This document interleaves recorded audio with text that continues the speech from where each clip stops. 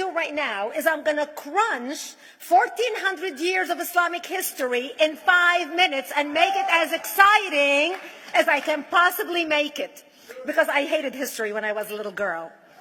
At this age, I appreciate history. And now I understand why they say those who don't learn from history are doomed to repeat it.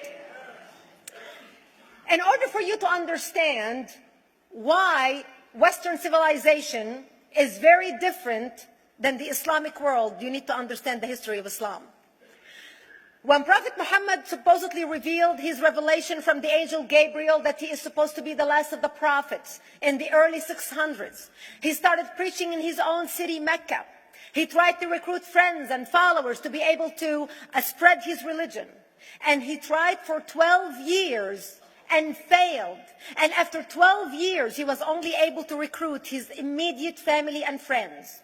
So he decided, if I go to Medina, which was the Jewish hub of Arabia, the business hub where the Jews lived, if I go there and preach my religion to them, if they accept me, that will buy me respect and stature between my own people, and they will accept me.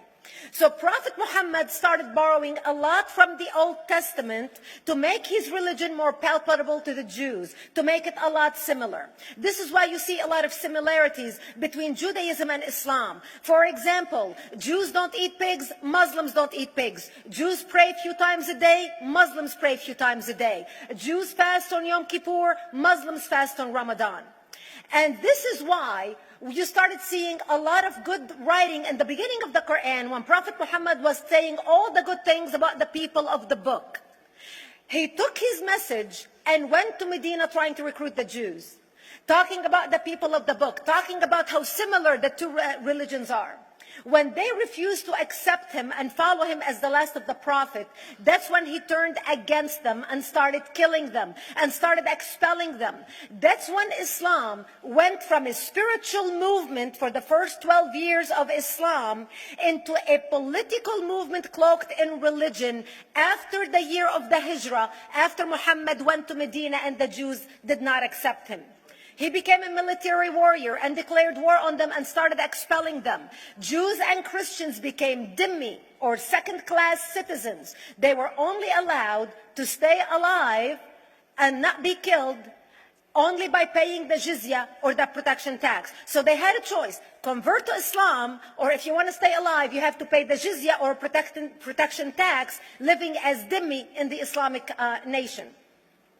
Christians and Jews could not ring church bells. Jews could not blow the shofar. Christians could not ring church bells. They could not pray publicly. Christians and Jews could not gather together and build new churches or new temples. And the way they paid the jizya, or the protection tax, was in a monthly ceremony where they would get together downtown and the Jew would kneel on his knee and hand his goods to the mullah, who would take the goods as the price for buying the protection. And in many areas, Jews and Christians were given necklaces to wear as a receipt that they paid their jizya, or their protection tax. Jews considered najis under Islam. Najis is bodily fluid. Najis is garbage. Najis is dogs. Najis is dirty. So Christians and Jews were treated as second-class citizens. Islam continued to grow. As Islam grew, more people became dhimmi, or second-class citizens. Jews and Christians were given identifiable clothing. The yellow star, which was given to the Jews that most people think is a German invention. It was actually an Islamic invention in the 9th century in Iraq by the second Khalif al-Mutawakkil of Iraq, who invented the yellow star for the Jews to be identified as they walked down the street. Because Jews were considered najis, if a Muslim man or a Jew walked on the same side of the street, the Jew had to cross the other side so the Muslim man can walk, so he's not dirtied by the filth of the Jew. Christians were given the zunnar, the belt, which most of you men are wearing right now. That was an Islamic invention for the Christians. Islam continued to grow. They went all the way to Jerusalem. They conquered Jerusalem. Christians couldn't ring their church bells in Jerusalem. The Pope in Rome in 1090 told the Christians, how could you sit idly by and allow your brethren to be suffer like this in the Holy Land? You need to go liberate the Christians. You need to go help the Christians. That's why the Crusaders were launched. The Crusaders were not launched because they just felt like waking up in the morning and going and converting a bunch of Muslims or beheading them. The Crusaders were launched to liberate Jerusalem. And they were able to liberate Jerusalem for less than 100 years before Salah ad-Din al-Ayyubi, Saladin, took it back, and Jerusalem remained under Islamic control until 1967, when the State of Israel liberated Jerusalem, where Christians, Jews, and Muslims could pray under the same sky.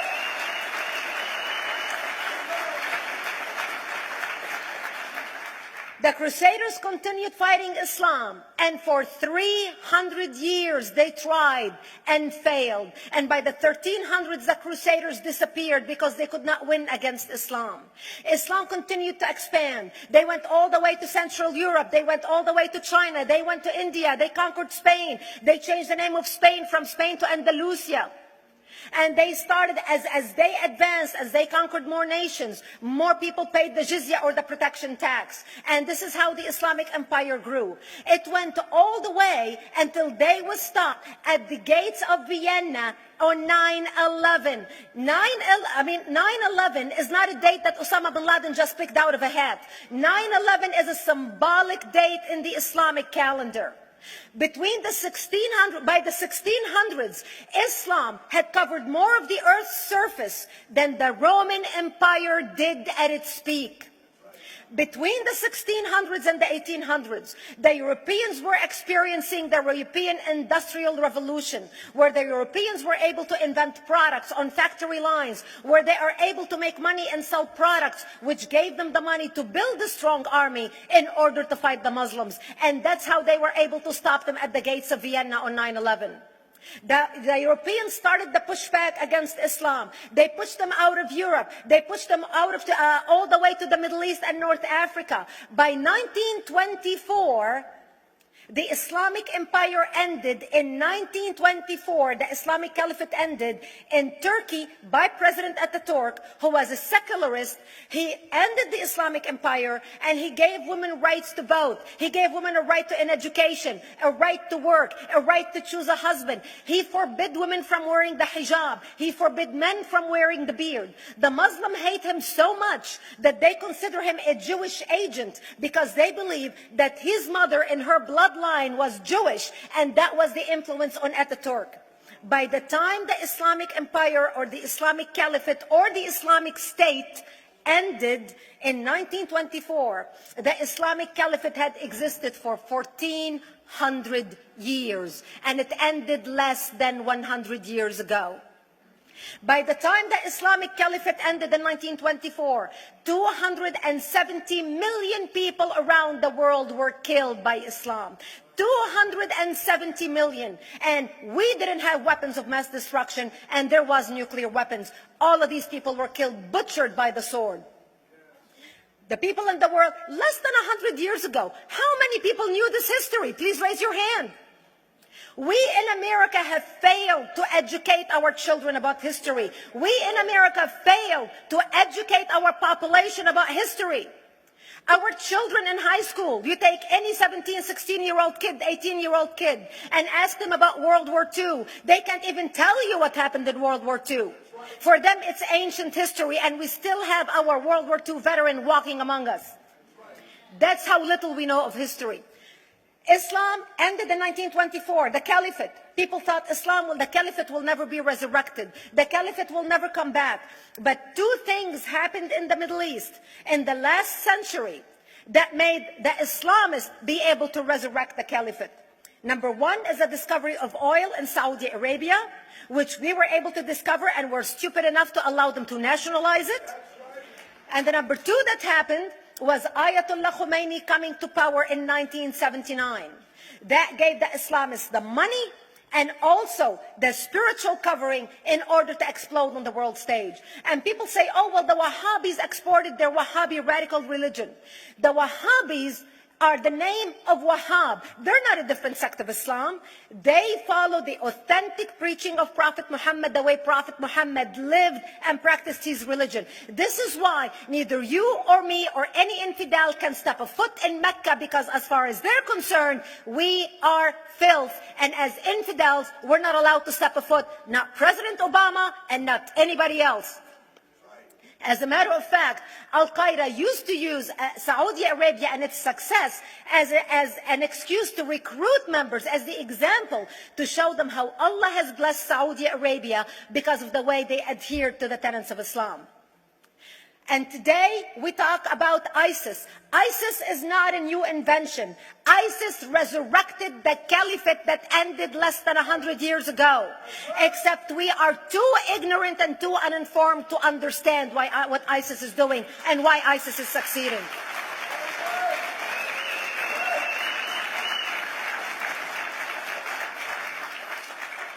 Two things you need to understand about Islam and the principles of war in Islam. One is the law of taqiyya, which means lying and deception. It means that a Muslim man can lay his hand on the Quran and swear that he is telling the truth, knowing that he is lying, but also knowing that the Quran will forgive him because he is advancing the cause of Islam. The second thing you need to know about is that the Treaty of Al-Hudaybiyah, which is an Islamic principle of war and a model on how to deceive your enemy when you have to sign peace treaties with your enemy. And it is based on an example by Prophet Muhammad. Prophet Muhammad was attacking the Meccans and their caravans when he was living in Medina. One day he attacked them because this is how he got the goodies. He would attack them, rob them, and spread the goodies among his men. And this is how he was able to recruit, because this is how people made money without working. And so he attacked the Meccan caravans. When he realized he's not able to defeat the Meccans in that city of Al-Hudaybiyah, in that place, he signed a 10-year treaty with them. Does that sound familiar? A 10-year treaty with them that says he will not attack them, he will have peace with them, he will not declare war on them.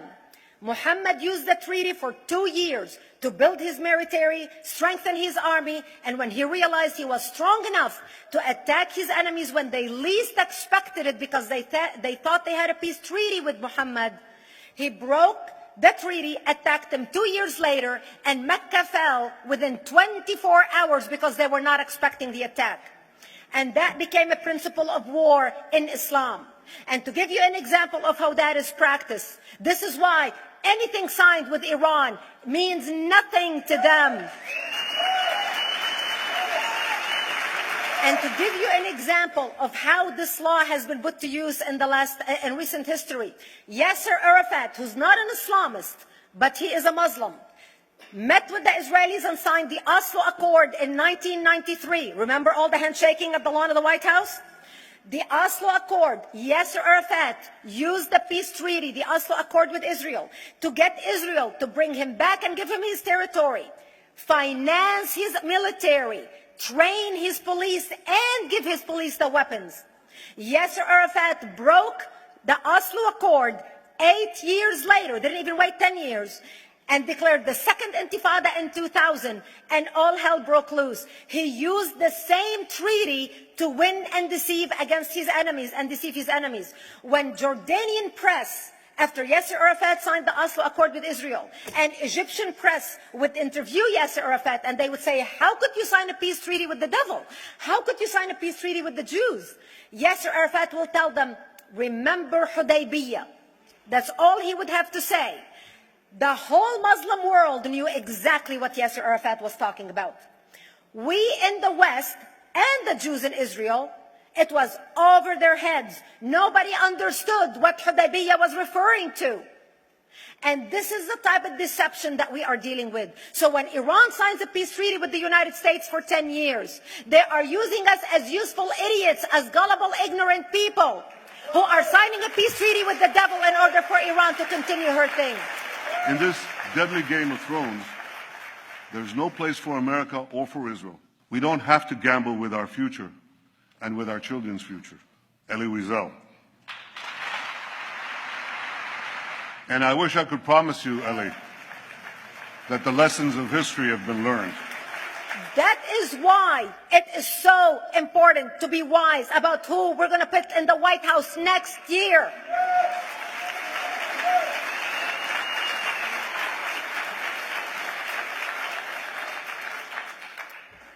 This is why it is very important that whoever we're going to elect next year to office, that the next president be well informed about the history of radical Islam, understand our enemy, understand what ISIS is all about, understand what their end goal is. And this is exactly, people are wondering how come ISIS is having such success recruiting people from all over the world. They exploded all over the world.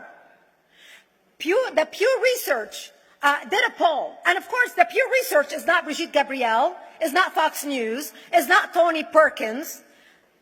The Pew Research did a poll in 2013 when they went around the world and interviewed Muslims from Islamic countries all over the world. And they asked them two questions. Would you like to have Sharia law as the law of your country? And would you like to see the Islamic Caliphate? And remember, this was in 2013, before ISIS. The 5 top countries in the world, in the Islamic world, the 5 top Islamic countries: Indonesia, 204 million Muslims. Indonesia, Pakistan, Egypt, Nigeria, and Bangladesh. 77% of Muslims interviewed in these Islamic countries, 77% want the establishment of Sharia law and want the establishment of an Islamic state.